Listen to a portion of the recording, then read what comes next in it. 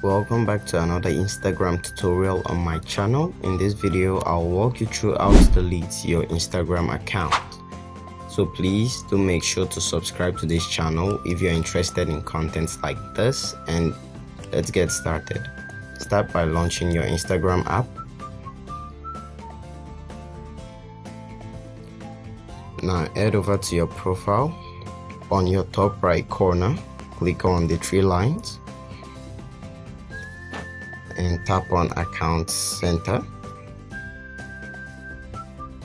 Head over to Personal Details, Account Ownership and Control, Deactivation and Deletion. Select the Instagram account and select Delete Account, Continue.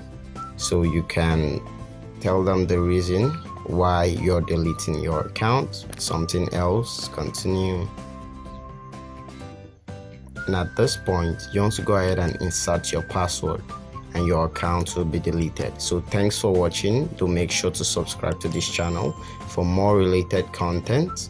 Click over there and you'll get to watch the video. See you around. Peace.